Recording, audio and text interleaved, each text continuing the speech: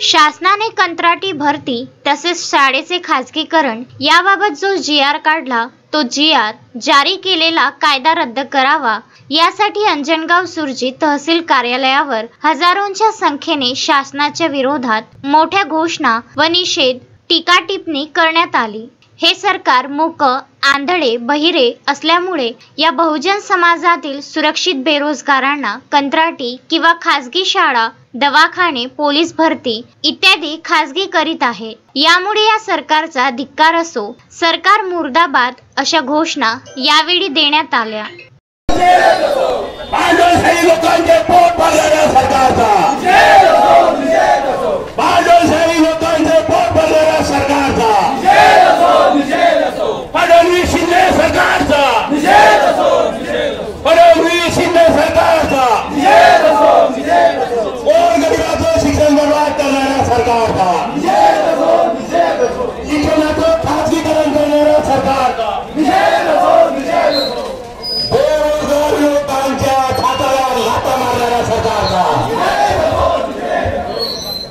या आक्रोश मोर्चाचे मुख्य आयोजक प्रवीण पेटकर तसेच सर्वपक्षीय या आक्रोश मोर्चाला पाठिंबा देण्यात आला।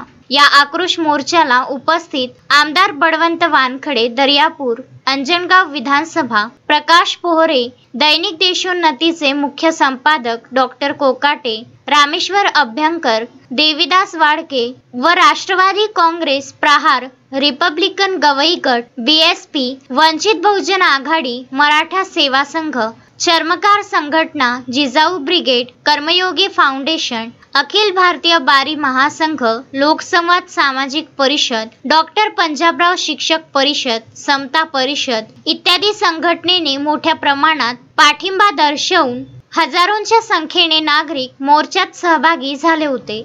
आपण 30,000 इंच उठवू, जे झोपले असेल त्यांना उठवा, जे झोपेचं सो घेतलं त्यांना सुद्धा उठवा आणि सांगा हा कोणी पक्षाचा विषय नाही, हा आपल्या सर्व जनतेचा विषय आहे। तुम्हाला जर आपली पिढी स्वतंत्र जगायची असेल, स्वातंत्र्य जगायचे असेल, खरोखर आपलं स्वतंत्र पाहिजे असेल तर उठा, जागे व्हा आणि या संघर्षाचा धागा एवढं बोलतो आपण सुद्धा याच्यापुढे सुद्धा हा लढा कायम ठेवू।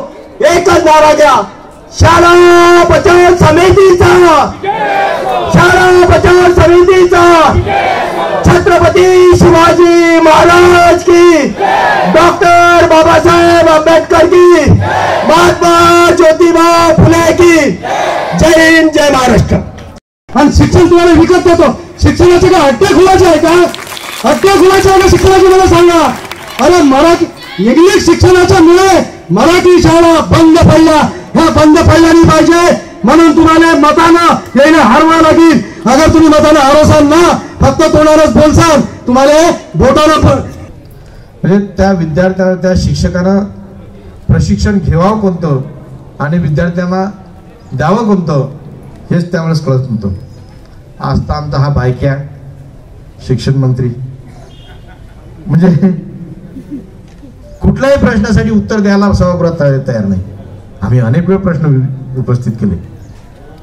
शिक्षणाचा हक्काचा कायदा असल्यानंतर तुम्ही 20 पटसंख्येवर जर शाळा बंद करत असाल तर मग या कायद्याला तळा जात नाही काय? हा ज्यावेळेस मी प्रश्न उपस्थित केला त्यावेळेस याच्यावर सविस्तर मीटिंग घेण्यात येईल, असं करण्यात येईल, तसं करण्यात येईल। रवींद्र वानखडे, विदर्भ न्यूज, अंजनगाव सुरजी।